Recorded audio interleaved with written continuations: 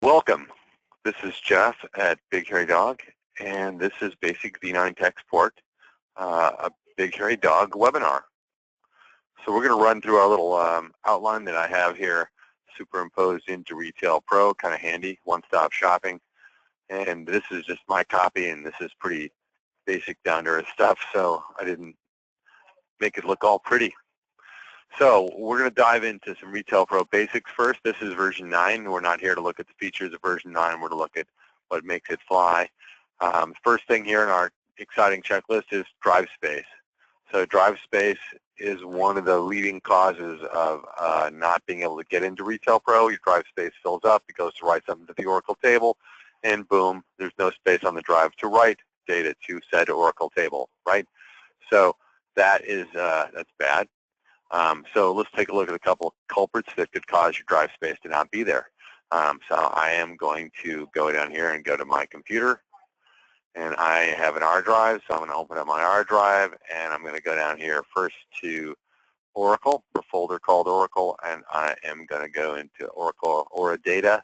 So Oracle / Aura Data / RPro ODS, that is the name of our database. And in here, there's your database. That's exciting, but what we're looking for are these things here called archive files. And out of curiosity, how big are mine? Mine are 14 gigs. Okay, this is a sandbox computer that I don't use for much of anything at all, and it has 14 gigabytes of archives. So the archive files, if left to go wild here, they will. They'll fill your hard drive up. Now, normally that is managed through the backup process. There's command line parameters on your backup that can back the archive files up and then delete them so that you scroll them away and you clear the archive folder. You scroll them away, you clear the archive folder every day. So I'm going to open up the archive folder and take a look in here, and here's some stuff from today, and there's probably stuff in here I'm guessing a little older than that. Here's some stuff from 2016.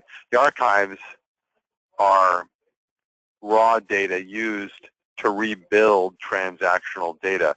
Should you have to restore a backup from 3 days ago, you could then grab the archives from the other 3 backups, drop them in the archive folder, and you could use the Technician's Toolkit to rebuild your history and bring you back up.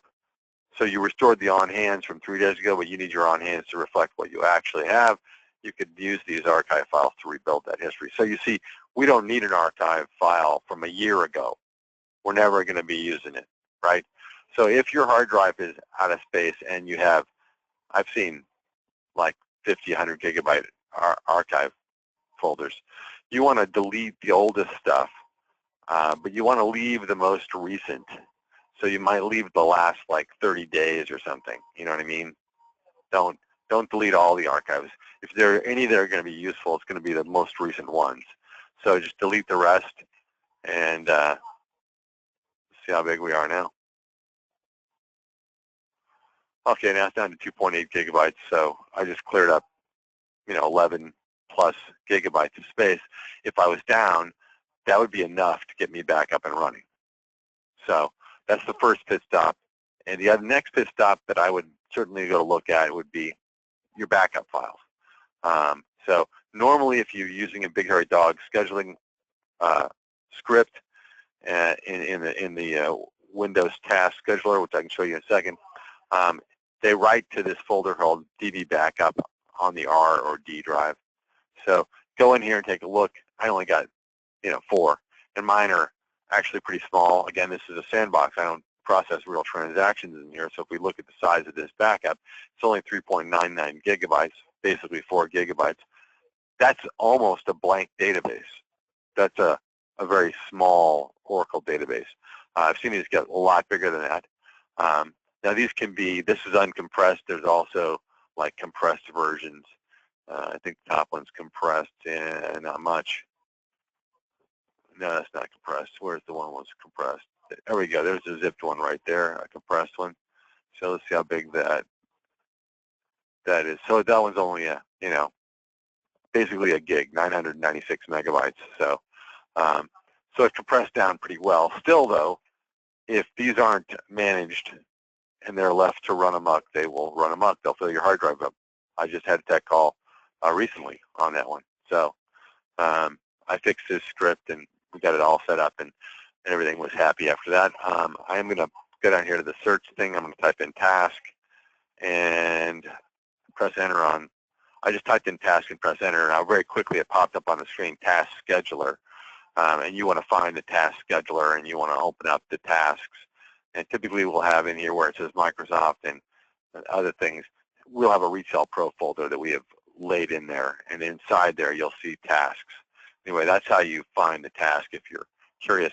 This is not a webinar about how to back up and how to put command line parameters in and stuff. It's a tech support troubleshooting webinar, so we're going to have to move on. But certainly if you have any issues like that, you know, give us a holler. Call Big Hairy Dog's tech support line, 916-368-1070. Anyway, number 2, reboot. Okay, always a good plan to reboot. That's I kind of think that goes without saying. Reboot before you call me as a technician, because I'm going to tell you to reboot. Start and stop the Oracle services. So what the heck does that mean? All right, so start and stop the Oracle services. If I right-click my computer and I go to manage, if I can actually learn to right-click there, you will find in manage services, if we go open up services a couple of times, you can see the services that are running on this little PC right here. It's an old PC that I keep around just for testing and stuff. If we got onto the O's, we see a bunch of things that say Oracle. That's the database. RPro ODS. That's the same name of the folder we saw a minute ago. RPro ODS. That's the name of the database. Now, if that's stopped, or if it doesn't say started there, that's why you're not getting into your database. Now, the connector, the TNS listener, that's what lets us talk to the database. That has to also be started. The other Oracle services that you see there don't matter. The third thing that matters is the Retail Pro license server. There it is right there, Mr. Retail Pro license server. So if you wanted to take Retail Pro down, i.e. reboot Oracle, without rebooting the machine, you could do that. And what you would do is you would first take the server down, the license server. You take them down in order of least importance to most important, and you bring them back up in the order of most important to least important, typically. So you right-click and say stop the license server, and it stops the license server. We go up to the listener,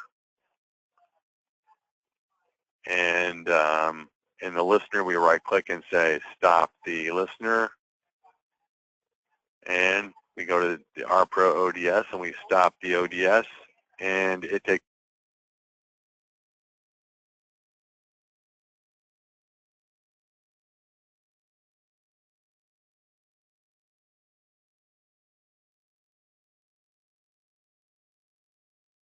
all right, that was exciting. That's actually pretty normal. So you know, the database, it's a big one, so that's going to take a minute to actually go down. So what you viewed was real time. Now, to bring those things back up, we would go in the other order, we would start it, and yes, we have to twiddle our thumbs and wait for another minute here while this thing comes back up. Now, when we restart these things, they take, I don't know, a minute and a half to 2 minutes to get their sea legs, whatever you want to call it. So if you try and rush into Retail Pro immediately after this, you're going to get failed to connect, and we're going to try it here in a minute. We're going to get all three of these started up, and we're going to try and rush into Retail Pro and see if we can get an error. But realize if you get an error, just cool your jets, step back, give it a minute, let it do its thing, and then try it again, right? So we got that one up. Let's go ahead and right-click the listener, start that. And the listener, again, and the license server should be pretty dang quick. So that's your license server. Come on down. Okay, we got all three started up. We're going to minimize that. We're going to find our Retail Pro shortcut, and we're going to try and launch it. Oh, yeah, now, yeah, we go. Connect. Okay, so there's one error, right? Connection lost. Okay, let's try it again, see if we can get in there and get another error before we get fully up to speed. Because I had Retail Pro going while I stop the services. And Retail Pro is smart. Retail Pro will automatically try and reconnect. So it popped up a little message saying connect. I tried to log in and it failed, and here we are failing again. The initialization failed. Retail Pro is unable to communicate with the database. Please ensure that the database has been started or contact your technical support for assistance. Right, that is just because we were a little too aggressive and we weren't giving it time to do what it ever needs to do to get where it'll accept the connection. So, since I've been pretty chatty, let's see if it's had enough time to do what it needed to do there, right?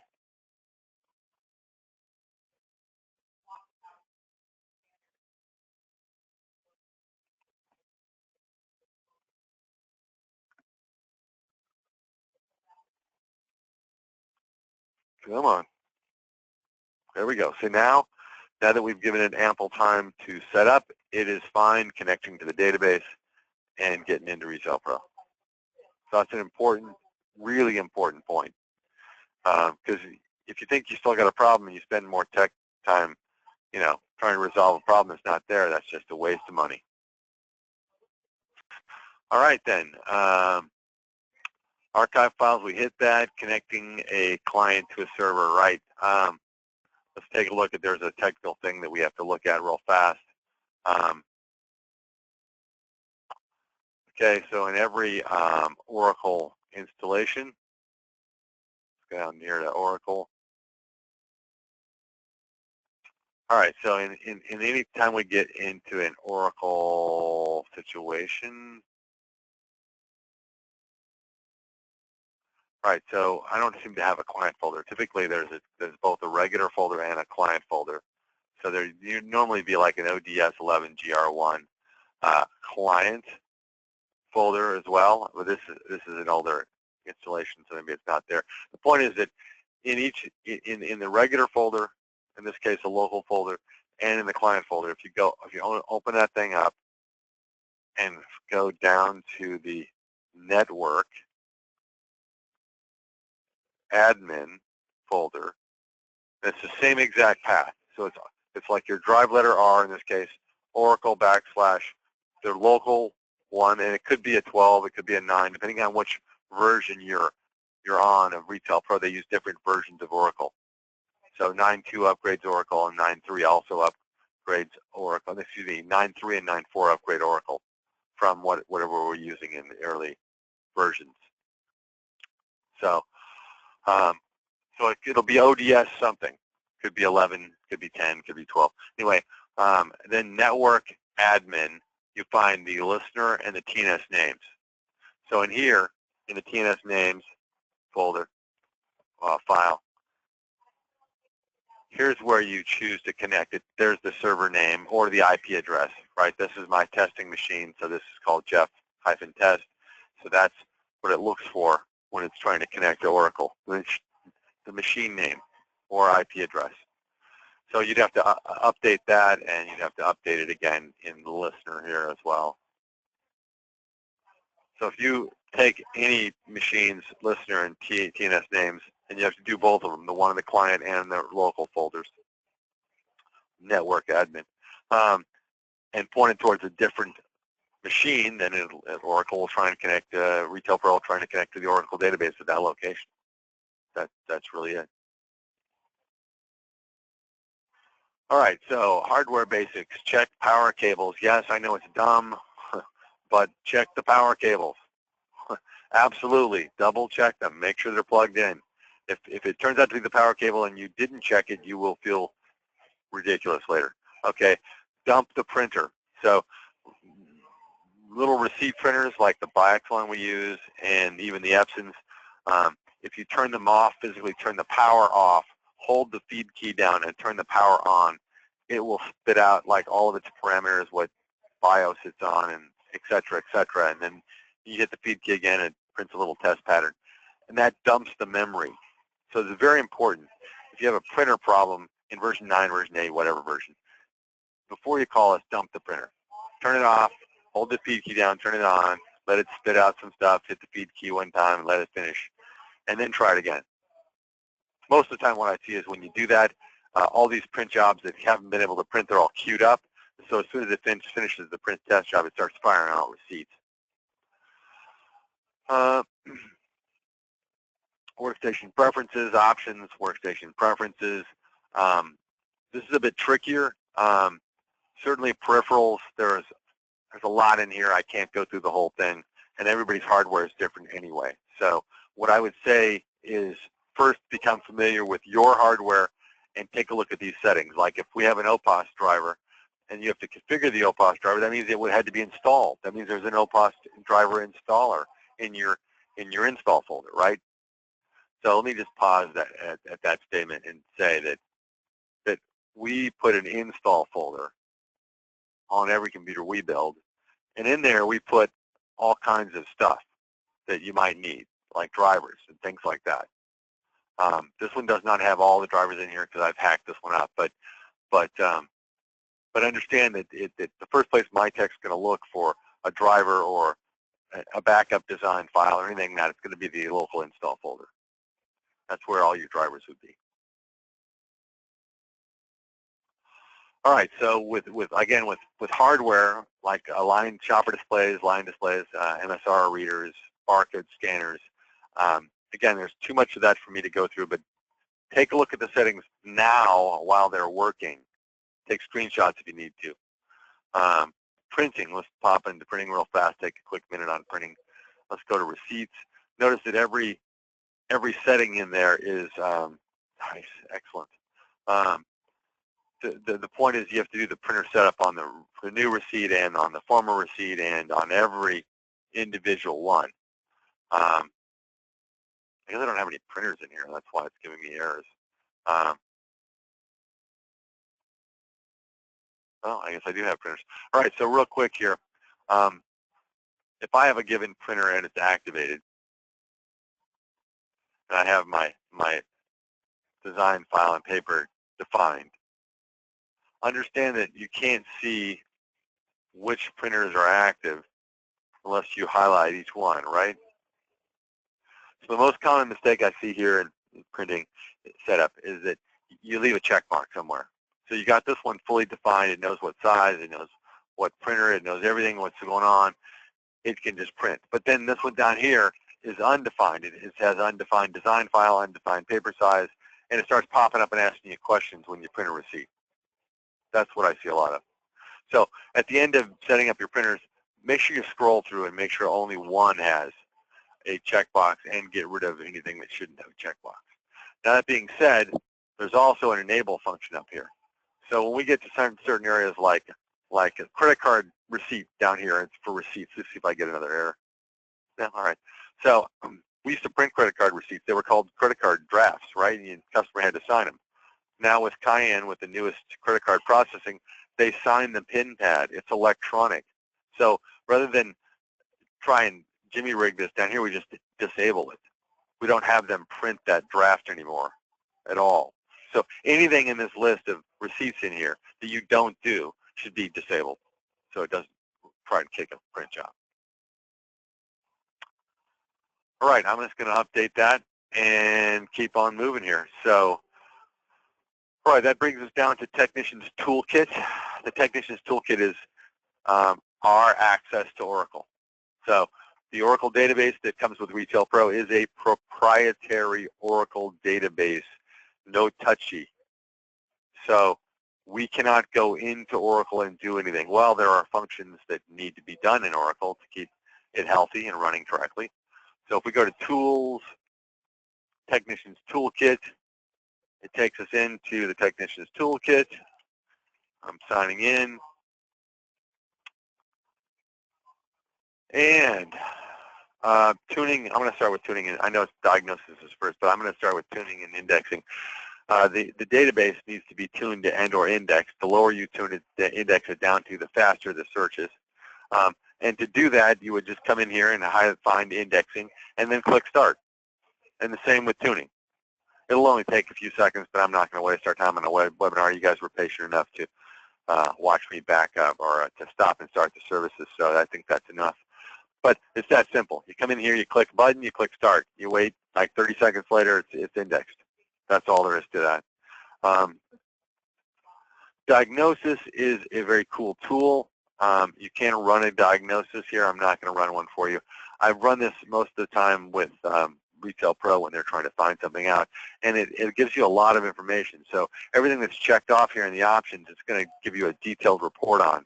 So this might be more than the average retailer would want to tackle, and you might want to wait until you have a technician like myself or someone on the phone.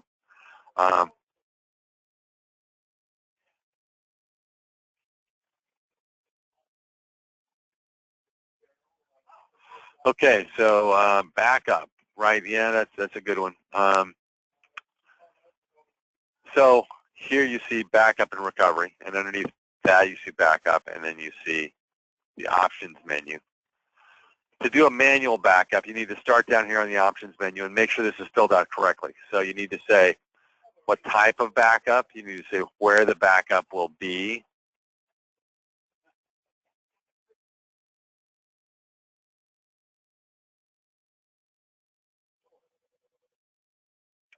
There's our backup folder, right? Here in the name, leave that part alone. All that is the year you see. So here's 2017, the month, the day, the time, 2 o'clock, 32 and 56 seconds. So it's not that old.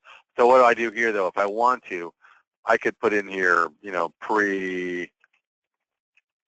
If I was about to do an import and I wanted to back my data up, I could type in no spaces, no special characters, only letters and numbers,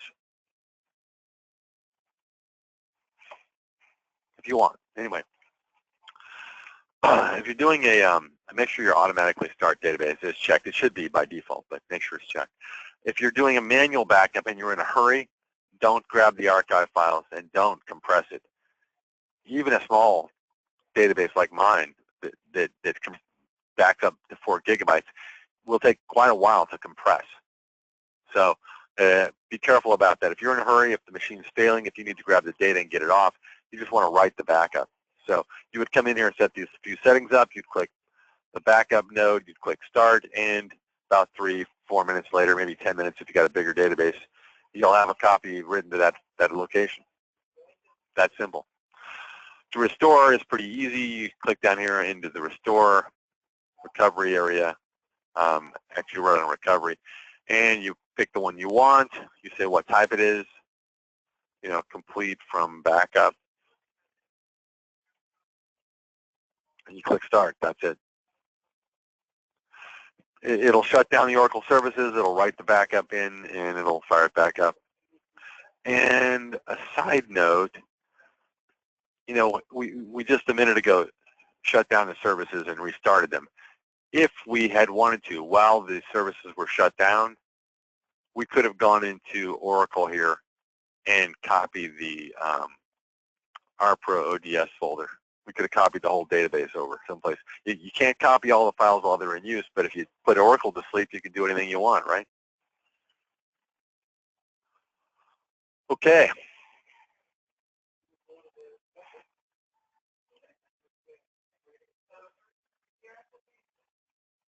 So that brings us down to SQL Shell. Be careful with this. This gets you in trouble. All right, SQL Shell. Here's the SQL Shell. In the SQL Shell, we can see the Oracle tables. So we can actually look at them. So right here, when it opens up, it always does this. It comes up and opens up on the views or even lower. So collapse the views. You don't need the views. Up here are the actual tables. So there's the real tables there. Let's go down and make sense of this. I'm going to pick one that hopefully it will make sense to you.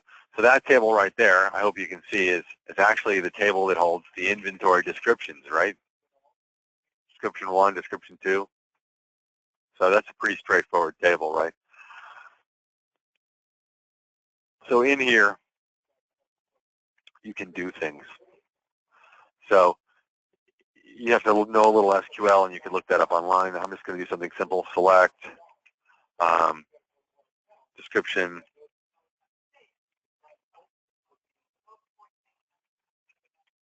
1 from invin underscore SBS.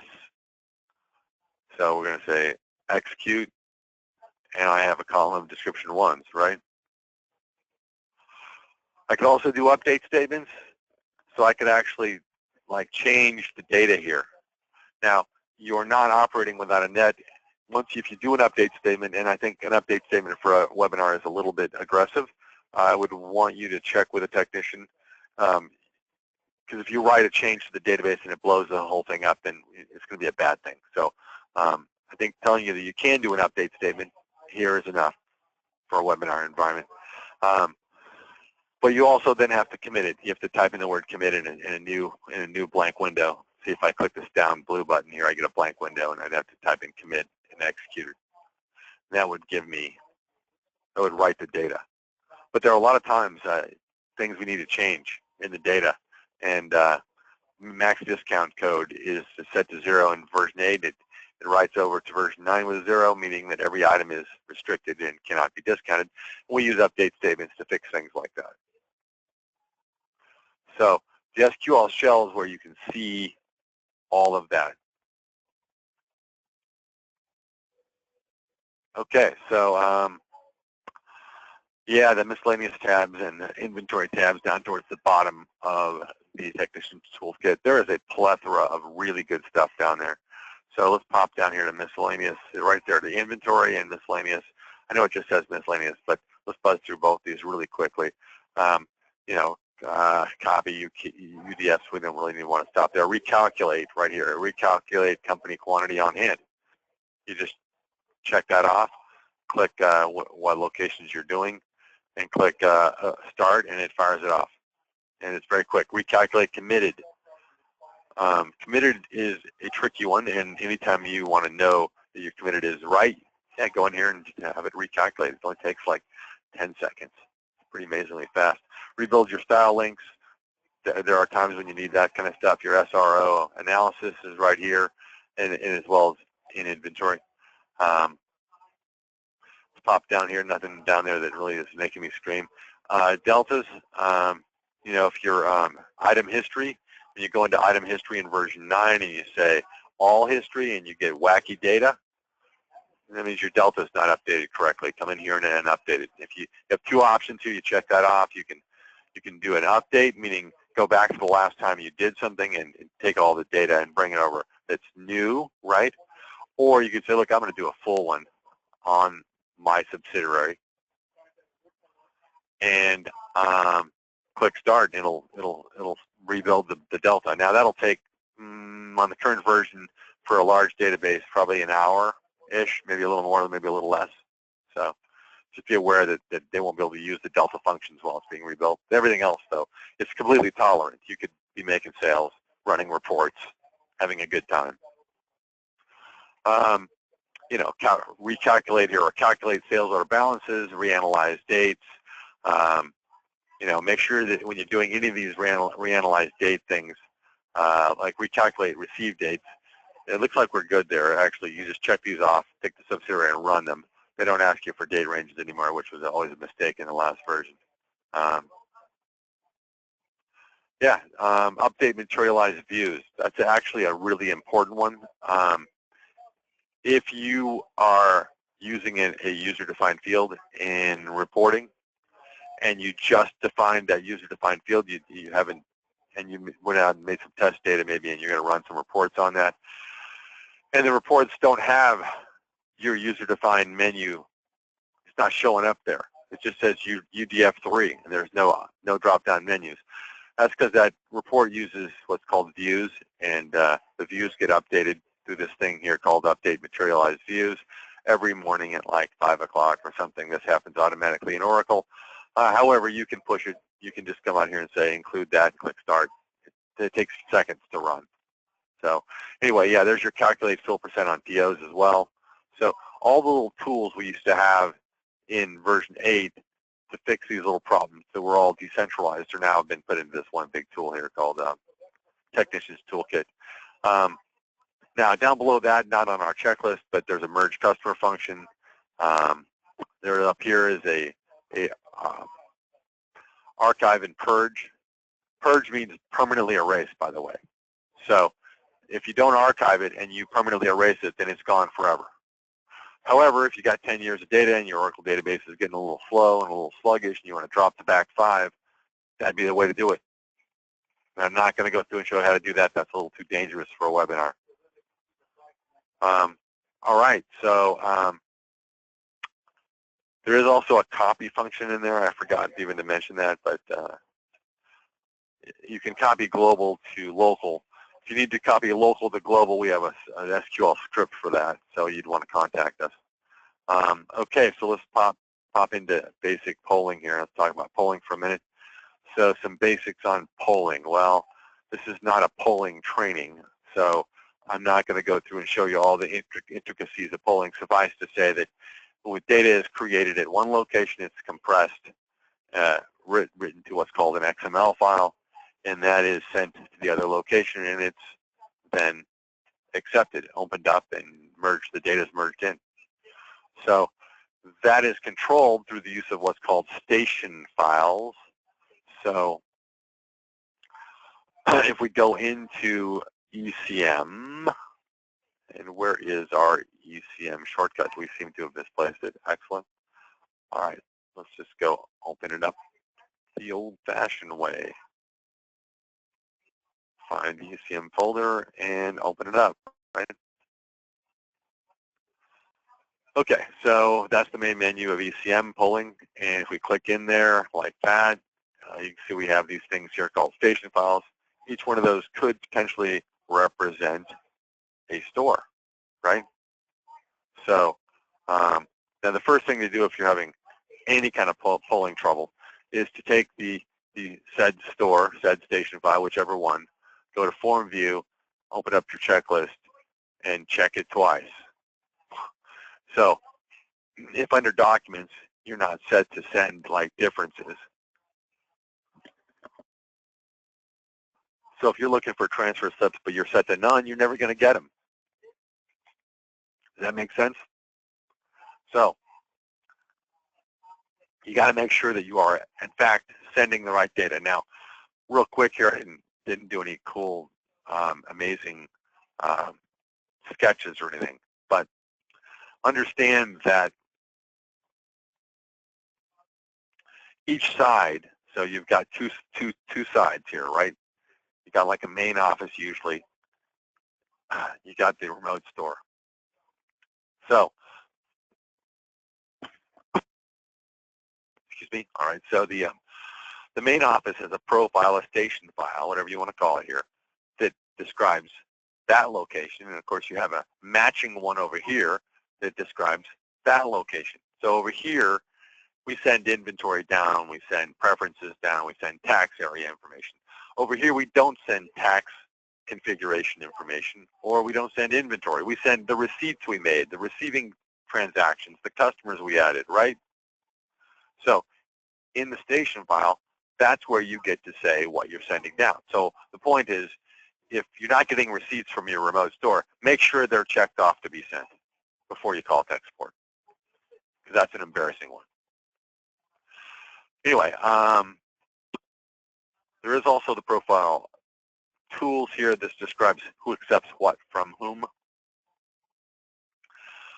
So if you're not if you're set to manage, for instance, or something, then you wouldn't get descriptions. If I say managed inventory descriptions, that means that I don't accept from this person any descriptions. I'm managing them.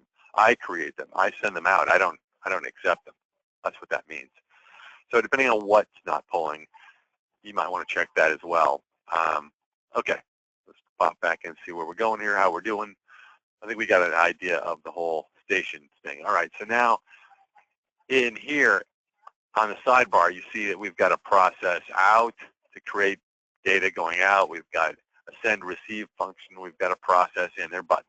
If I click these buttons, the menu just goes gray for a minute, and we don't know anything about what's going on.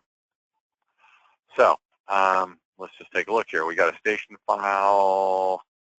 Okay, here it is, my station file, 0010010. That's my station file. What that means, just so you understand, that's the subsidiary of the company. This is the location. and this is the station letter, which can be a 0 or it can be a letter. I just chose to put a 0 in there. All right, so if I wanted to process in or out for that station specifically,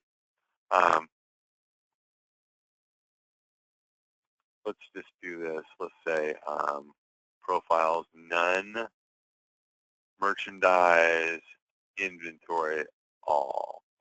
Okay, so I'm just going to reduce the amount of stuff going on here. Save that. Now, if I go to the run box, I say r:/ECM/ECM proc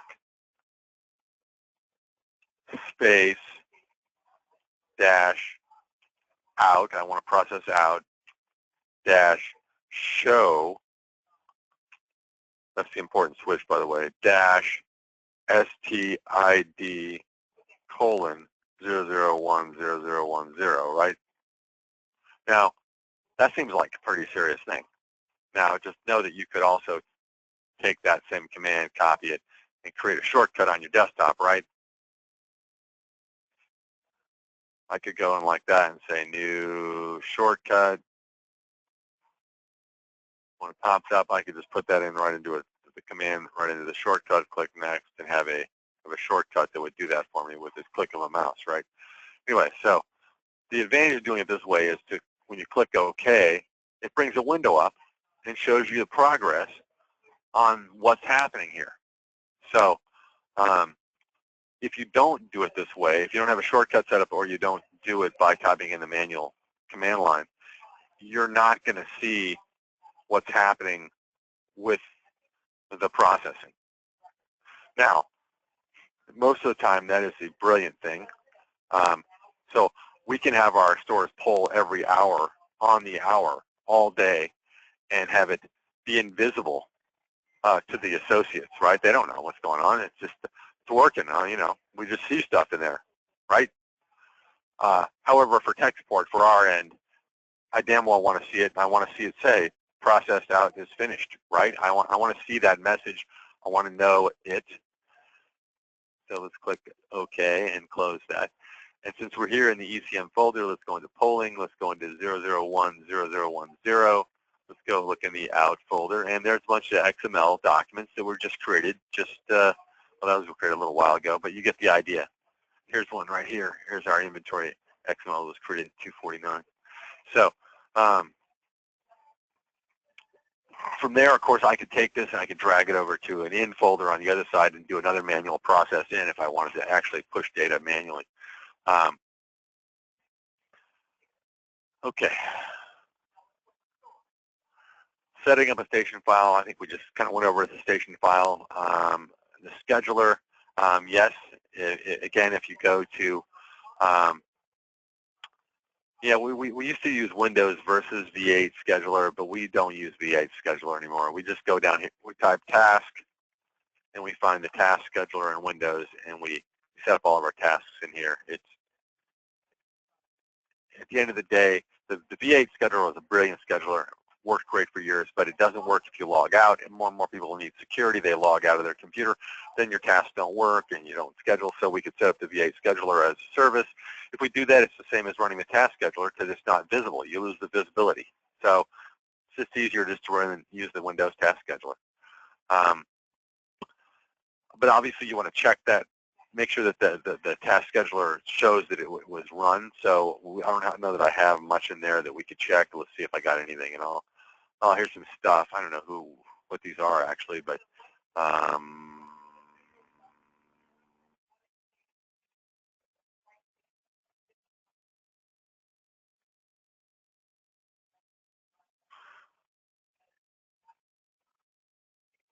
right, so last run status, you see up here, this one says never. I don't know what that is. It's something, some other program. But the last run time should show you when it last run, right? And when it's going to next run. So you can come in here and see if it's been running or not. And if it should also give you a status there telling you that it was successful. So, but that's beyond that. I'm going to tell you to contact our tech support. Don't rip those things up too much unless you played with those before. The log, yeah, there's a log there. So in here, if you back to the main menu, you can go to View Log, Processing Logs, and select a log and choose to see it, and that's going to take a minute. Maybe I shouldn't have clicked in there, but you know, the log is going to show every minuscule piece of detail in processing out and in. So you're literally going to see every file that gets created, which for, you know, technical people on our end, when we're trying to ensure that something happened or didn't happen, is a beautiful thing, but for the average person, they don't care. I'm just going to tell you. So my log seems to be taking longer than usual. What I should get here is a menu on the left. You highlight one and then open it up, and you can take a look at it. But I really can't tell you that there's much more in the way of dry reading than looking at a log. I'm just going to say that that's got to be among the worst casual light reading that you might run across. So that being said, I'm just going to not even wait for that any longer. I think we've had enough of that. And it's angry at me. Nice. Let's go see what's going on over here. All right, regenerate, initialize. Yeah, sometimes we don't get data from the remote. Nice. Nothing like having a nice lockup while we're on a webinar.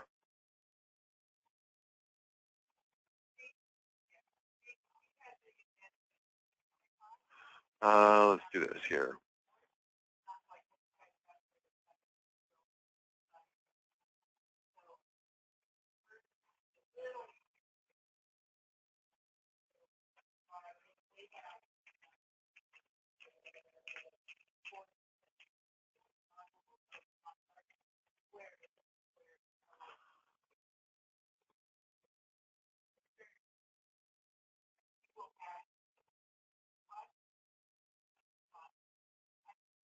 All right, I'll just use another one. I got more than one machine hanging around. Not a big deal, right? All right, so here's another ECM that I just fired up.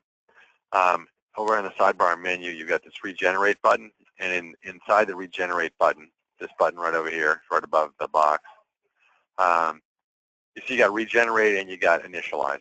So let's just make sure we understand these. So if I had some files get damaged and they didn't make it, and the confirmation files didn't cause them to get resend, which should have happened, on a rare case, you can be missing a receipt. I would go to the remote. I would pick the year, i.e., in this case, type in the year. I ain't scrolling up from 1984. Pick the station that I want to include here.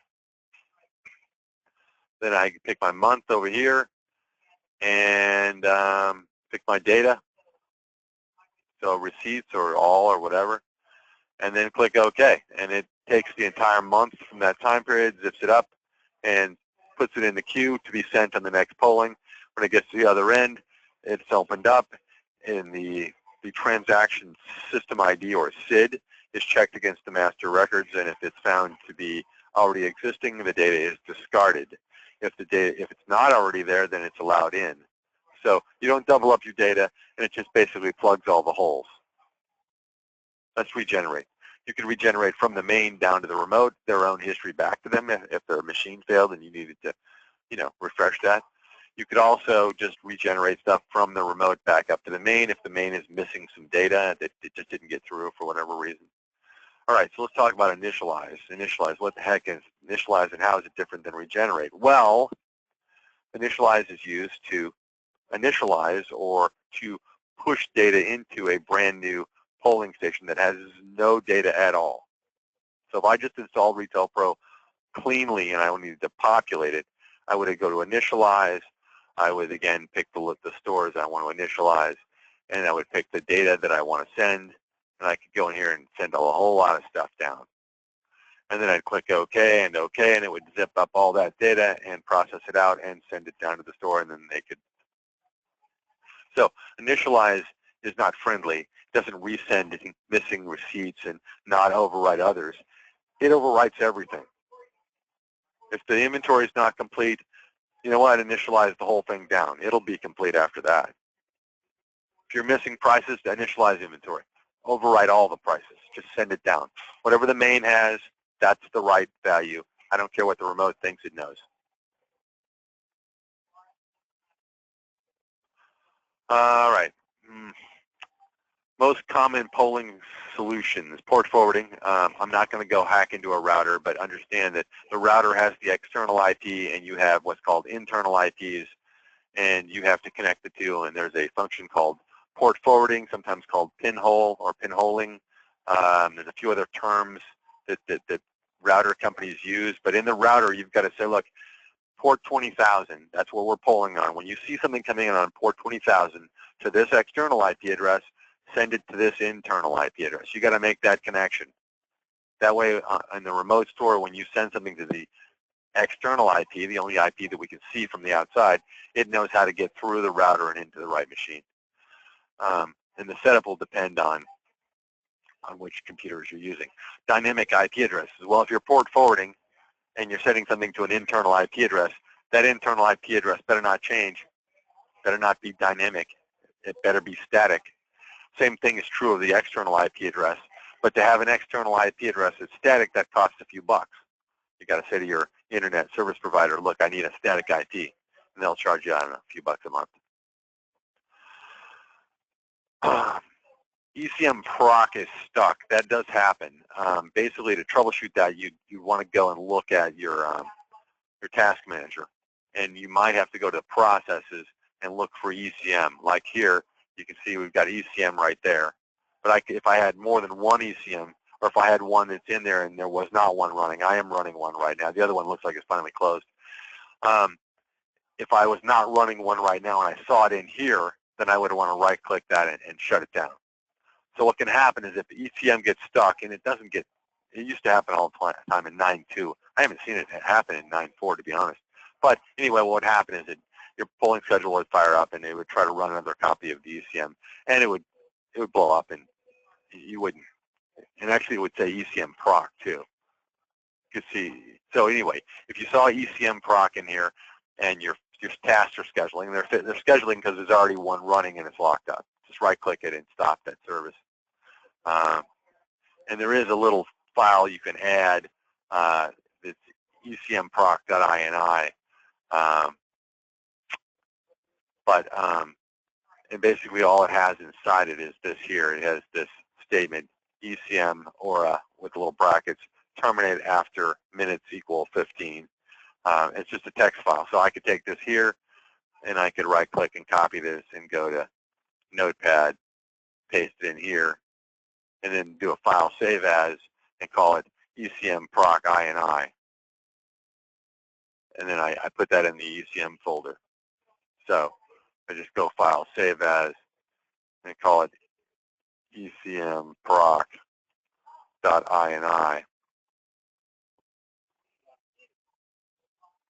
And then I would just put that in my local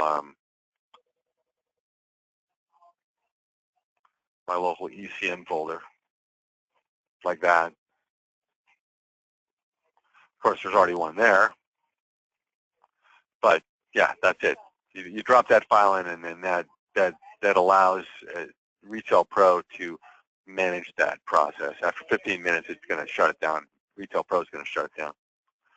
But like I said, I don't think it's really much of an ongoing concern. I think that it's pretty much resolved itself through the upgrade process. At any rate, that's kind of in a nutshell the obvious first level troubleshooting things for V9 that you might bump into. Hope this has been helpful. Please join us again for another Big Hairy Dog webinar. And I'm going to tell you to thank you very much if you're viewing this. And I will talk to you later. Again, this is Jeff at the Big Hairy Dog.